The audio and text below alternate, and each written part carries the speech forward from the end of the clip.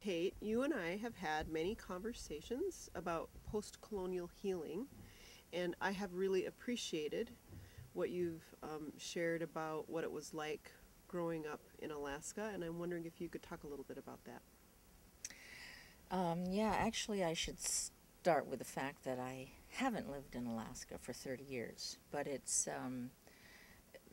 that was generated, the moving out of Alaska was generated, I think, because of a history that I had a hard time understanding, and it's only been recently that I began to recognize the time period that I grew up in and the impact that it had on me.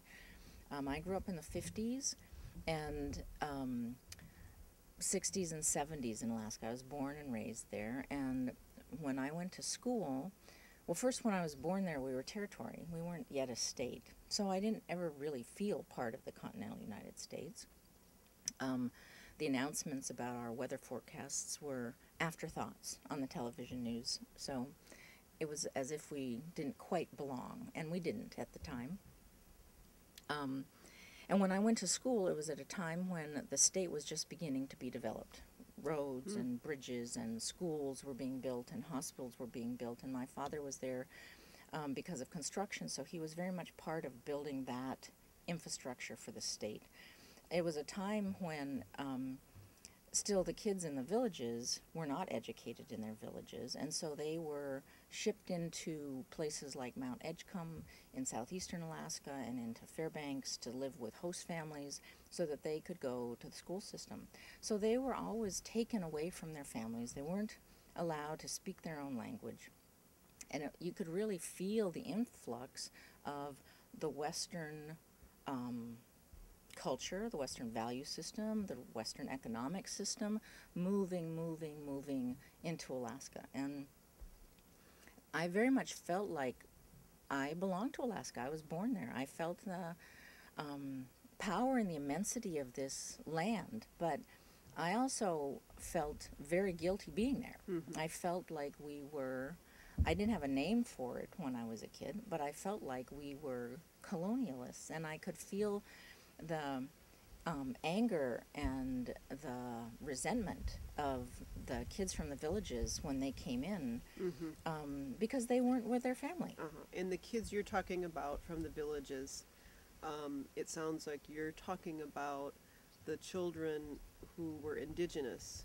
Yes, To they Alaska. were Yeah. either Athabascan, or they were Yupik, or they were Nupiat from the north, and they were required to leave their villages and come to a place where there was a school. It wasn't really until somewhere in the 70s or early 80s, I think, when they passed the Molly Hooch case, which required that if there were 6 kids in the village, they had to actually build a school in the village. But up until that time, they had to come into the cities. And they were away from their families for months on end. And there was an attitude in the cities, which were primarily white, said that the native kids were second-class citizens. So that, combined with laws and regulations that gave them a different experience than the white kids had, there was a really distinct feeling of a colonial system. And it took its toll. I felt it. I wasn't in my parents' position where there was they could overcome it in a way because they were there to just survive and make a living. Right. I just absorbed this feeling.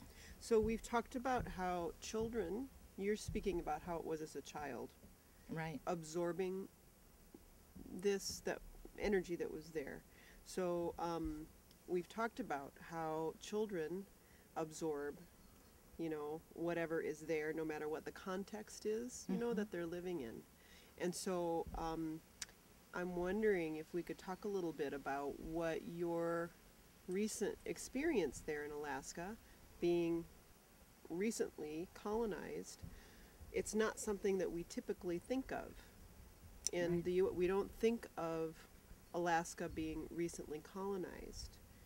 So could you say a little bit about, what you think about what there might be available to us in the lower 48 from a teaching perspective about the impact of that and then the relevance of it for our larger, history as a country, that we've all got this inheritance. Yeah, what I noticed, when my daughter was going to school in California, I read her history books with her, and it teaches about the history of colonialism. She was in the 5th grade when a lot of the civil rights, she was being taught about civil rights and the history of America, et cetera, et cetera. And I remember thinking, this is so odd. They just teach this history, but nobody asks these kids, well, how do you feel about that? Yeah, right. And it was very clear to me that there's a lot of mixed feelings. And my daughter actually wrote a letter to her school about the mixed feelings of studying about the civil rights movement, for instance, and feeling both ashamed and proud of her country. But nobody does anything with the shame that kids feel. We're taught American history as if the goal is to simply feel proud of our country. But there's no way that you can read that history, or in my case, live that history, and come out feeling anything but ashamed. Yes. And what do we do with that? Yes. And so then we have weird ways of addressing that.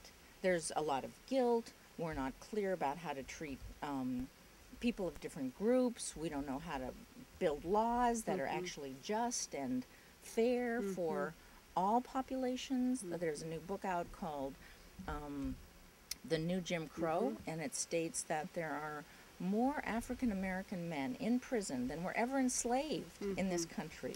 There's something wrong. Yes, yes. When you see that, we're not done. Yes. And as you're talking, I'm aware of the shadows. It makes me just think about shadows, that it seems as if we may be living with the shadows of the unacknowledged history, right in front of us. So it seems as if there's a way in which there may be a movement in the American soul toward recreating in the shadows right in front of us what we've not been able to reconcile behind us. Does that fit with how you feel this or how you think about it? I think that's really true. I think in some odd way it's a dysfunctional method of attempting to see and deal with this history. And when it does come up, what I notice in white groups is there's so much guilt that the most we can ever do is defend ourselves. For instance, I was at a discussion recently about the film Traces of the Trade, Stories of the Deep North, in which a family traces their historical background and the recognition, the discovery, the surprise that they were related to some of the largest slave traders in this country. And when that film was presented, and it was pretty much an all-white audience, and the discussion afterwards centered around, I have a really good friend who's African American, and I've really defended civil rights in this way, et cetera, et cetera. And so when people see that, the impetus of white people seeing it is to feel immediately guilty and to disassociate themselves from the fact that they have had any part in this. And it's easy to do because it's in our history books. But for me, it's not in my history book. It's in my experience. And so it's not a matter of, so you have to find a real way to deal with this as opposed to distance myself. I need to be able, and this is why I find constellation work healing, is it offers a way to turn and face this history and to acknowledge it and to honor that I am a part of those ancestors and a part of this history that is shameful. And when I can take responsibility for it and recognize that I have benefited for it and stand in front of it, just acknowledging the reality, I don't have to live through the guilt, which makes me deny reality. And that is very freeing. Not to have to live through the guilt that forces me to deny the reality is very freeing. I can't tell you the amount of strength there is in owning even the shameful parts of my history.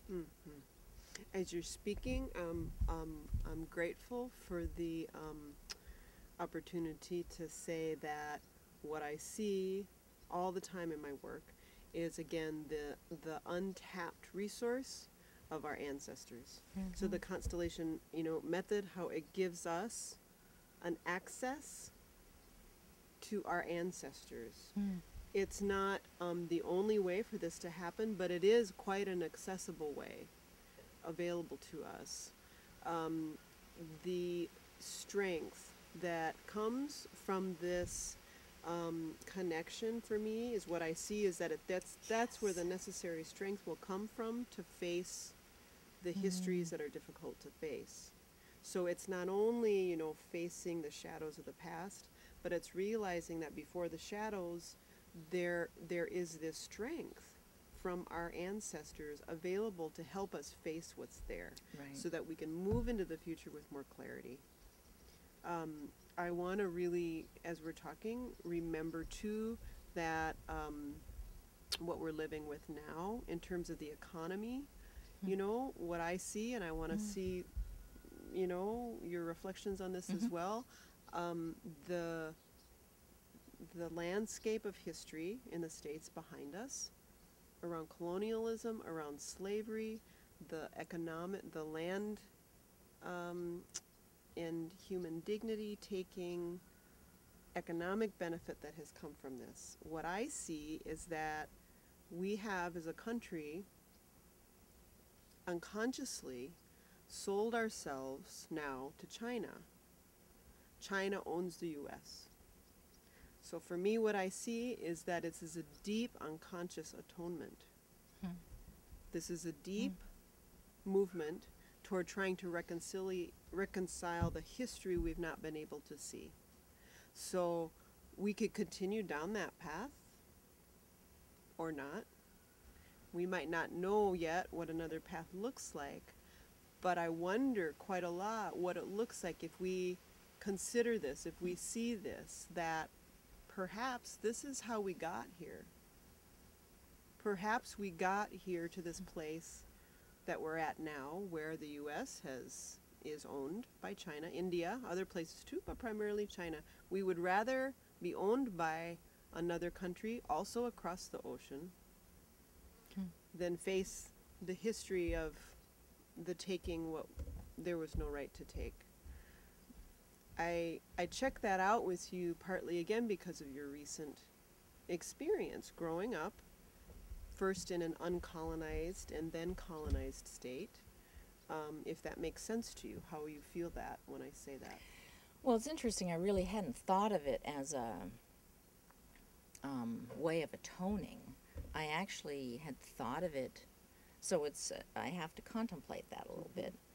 I thought of it as a continuation of the way in which the corporations have become the slave owners, slave traders, and that because labor is cheaper someplace else, we've continued to perpetrate slavery in a place that doesn't have the laws that defend their citizenry in the same way.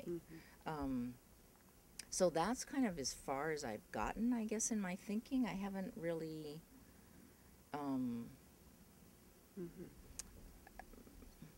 I don't know how we play out our guilt. I've